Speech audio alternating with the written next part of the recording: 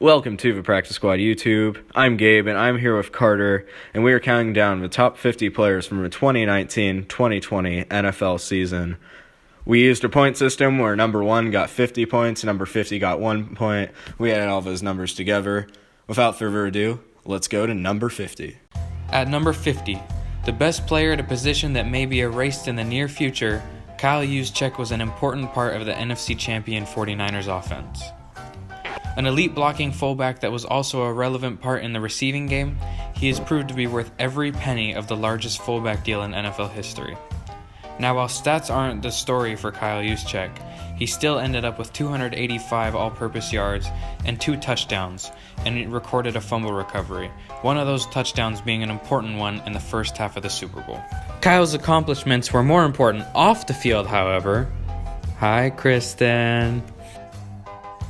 Coming in at number 49 is Zach Martin, guard for the Dallas Cowboys. He helped block for quarterback Dak Prescott. It was a rough week coming in here for some of the people in Dallas, and I think you're going to see... Oh, crap. That's the wrong quarterback. Wait, can we take a look at the final score of that game? Oh, man. Wait, what was Dallas's record this year?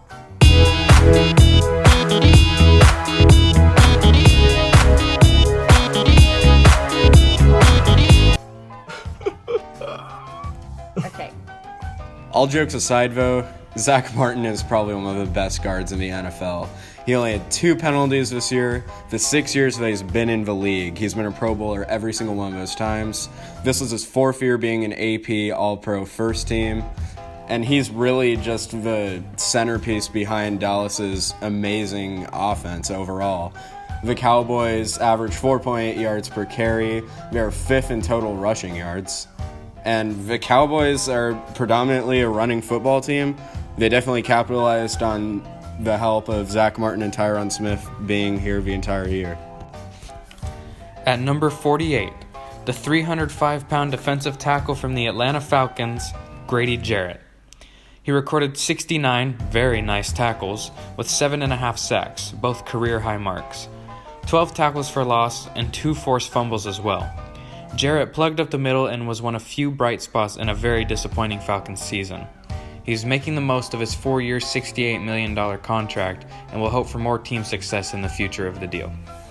At number 47, we have Aaron Jones. And his Packers didn't get done against the Niners in a regular season. I think it was a little bit different in the playoffs. Wait, what? How do you play that bad again? Some San Francisco thing. Moving on to Aaron Jones, I'll try to calm down a little bit. He had 1,000 rushing yards this year. He led the league with 16 rushing touchdowns. He had 49 receptions and 474 yards. Aaron Jones was definitely a big part of this Packers offense where Aaron Rodgers kind of took a step back, I'd say. And especially in this Cowboys game, we can visit our friends with Dak and Zeke. Aaron Jones had 19 carries for 107 yards, 7 receptions for 75 yards for receiving, and then 4 total touchdowns. He kind of carried the way for the Packers to win that game. Aaron Jones had an amazing season. He's kind of a dual threat running back. He's only 25. The future is bright.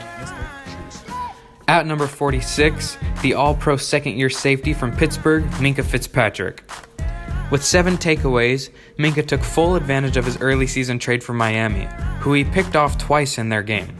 It was a smart trade to request, as the Steelers have managed to avoid all drama this year. Well, he tackled Rudolph. Rudolph didn't like the way that he was tackled. Oh, gosh. Oh, man. Oh.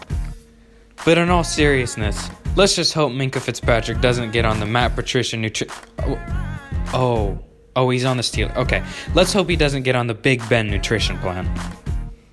Afternoon, fans caught a glimpse of Ben Roethlisberger throwing a football for the first time after his elbow injury.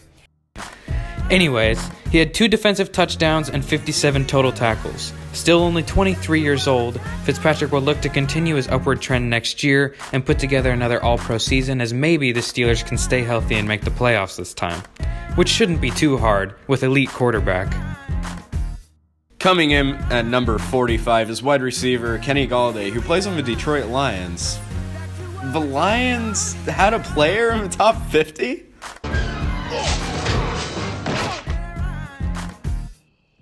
Oh, crap. Easy there. Hey, it's Thanksgiving. Shouldn't you be in Detroit losing a football game right now?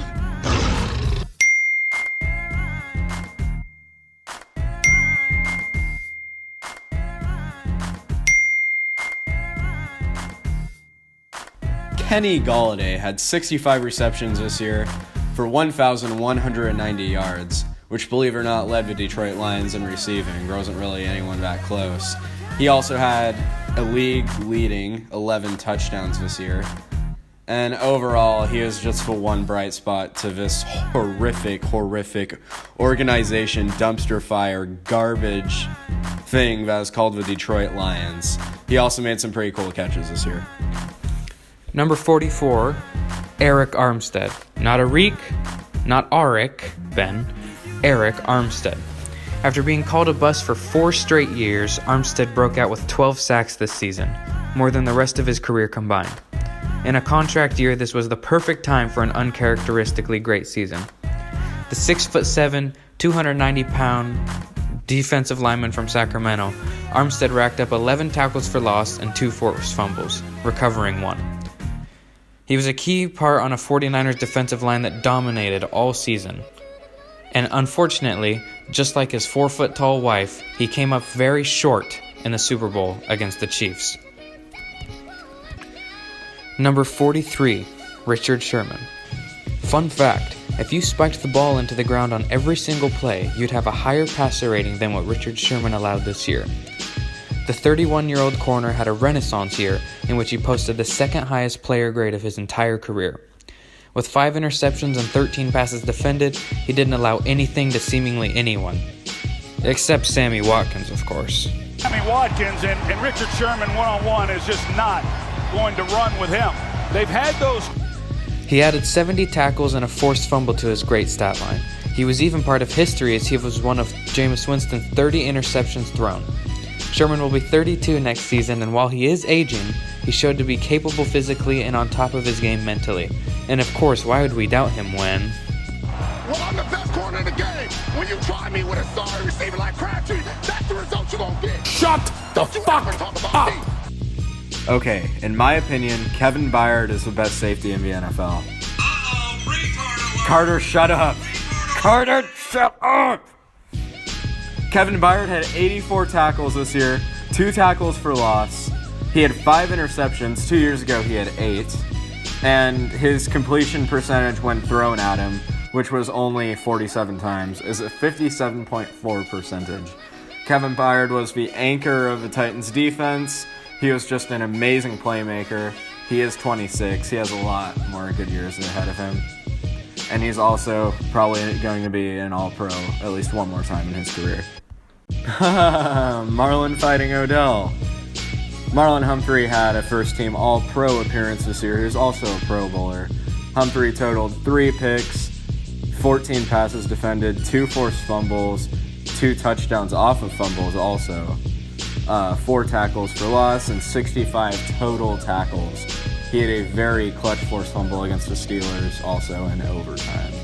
He contributed to Baltimore Ravens defense that allowed 17.6 points per game and also allowed 207.2 passing yards per game, which was 6th overall. He is a huge part to the Ravens defense. He did allow some big plays, but overall, he's definitely a top 5 corner. And that ends our list for the players 50 to 41. This is a list compiled by me, Carter, Ben, and Chris. We'll see you guys next week for 40 to 31. But she got no ass.